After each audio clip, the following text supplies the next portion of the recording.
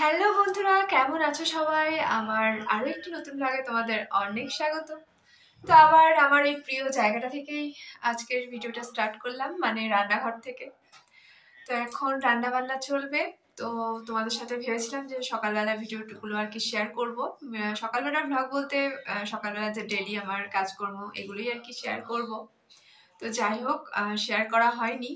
মানে এমনিতে বাড়িতে থাকলে তো আমি বাড়ির ভ্লগগুলো শেয়ার করি তোমাদের সাথে। আর এখন তো আপাতত বাড়ির বাইরে কোথাও যাইনি, ওই জন্য বাড়িতে আমার যে সমস্ত কাজকর্ম বা রান্না বান্নার যে ডেলি ভ্লগগুলো, তো ওগুলোই তোমাদের সাথে শেয়ার করে থাকি। তো আশা রাখবো তোমাদের নিশ্চয়ই বোরিং লাগে না, তো ভ্লগগুলো ভালোই লাগে। আর ভালো লাগলে অবশ্যই আমার পাশে থাকবে, লাইক কমেন্ট শেয়ার করবে।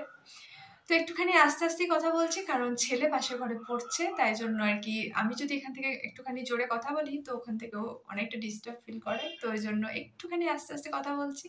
তো ছেলের এক্সাম রয়েছে একদম সোমবার, আজকে হচ্ছে শুক্রবার। তো আমি দেখো এখানে সবজি কেটে নিয়েছি, এই যে দেখো। আজকেও কিন্তু সেই মিক্সড সবজিটা করব, কুমড়ো, তারপর বেগুন, মূলো, আর এই যে গাজর, এখানে আছে আলু, টমেটো, তার সাথে একটুখানি ধনেপাতা দেবো। তো এই সবজিটা তো জানোই, এটা বেশ ভালো লাগে খেতে শীতকালে। এটা অবশ্য বড় মশাইয়ের জন্য হচ্ছে। আর একটা সবজি হচ্ছে আলুর দম। আজকে দুরকম আর কি তরকারি রাত্রে হবে, রাত্রের ডিনারে। আলুর দমটা হচ্ছে আমার আর ছেলের জন্য, আর এই সবজিটা হচ্ছে তোমাদের দাদাভাইয়ের জন্য স্পেশালি, কিন্তু আমিও একটু খাবো, কারণ আমার এই মিক্সড সবজিটা অনেকটা ভালো লাগে। তো চলো আর বেশি বকবক করবো না, কাজ শুরু করি। প্রায় অনেকটা দেরি হয়ে যাবে করতে করতে কাজটা আর কি। আর আজকে রাত্রে ডিনারে হবে তার সাথে গরম গরম লুচি, কারণ লুচি তো সবার ভালো লাগে। শীত, গ্রীষ্ম, বর্ষা, এভরি টাইম, মানে সব সময়ের জন্য লুচি আমাদের প্রচন্ড ফেভারিট, আর সবার ফেভারিট আশা করছি। তো আমি এখানে হালকা তেল দিয়ে দেখো ফার্স্টে আগে আলুটাকে, গাজরটাকে, বরবটি আর একটা ছোটো মতো টমেটো দিয়েছি।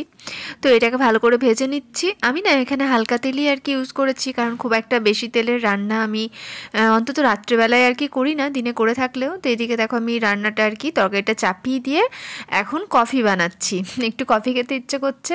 তো আমার মতো এরকম কে আছো গো, মানে কারা আছো যারা এরমভাবে আর কি জল মেপে চায়ের বা কফির দাও?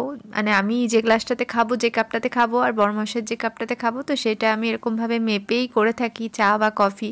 কারণ আমার এখনও পর্যন্ত জলের আন্দাজ আমি ঠিকঠাকভাবে করতে পারি না, কারণ হয় আমার বেশি হয়, কারণ কম তো হয় না, আমি বেশি নিই, আর বেশিটা চা বা কফি তো খাওয়া যায় না। আর এমনিতেই আমি চা বা কফি একটু বেশি পরিমাণেই খেয়ে থাকি, তাই জন্য আর একটু বেশি হলে তো সেটা খেতে একদমই ভালো লাগে না। তো এরকম আমি করে থাকি। তো আমার মতো যারা এরকম থাকলে অবশ্যই কমেন্টে জানিও।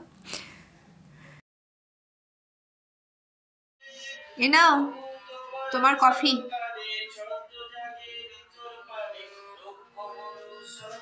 তোমার গান শুনছো? হ্যাঁ, এখনই যেটা করলে নাকি? বাহ। তো আমার দেখো ময়দা মাখা হয়ে গেছে, এদিকে আমি লুচিগুলোও বেলে ফেলেছি। তো কিছুটা লুচি এখনও আছে, বেলতে হবে। এদিকে আমি একটা লাভ লুচি করেছি দেখো।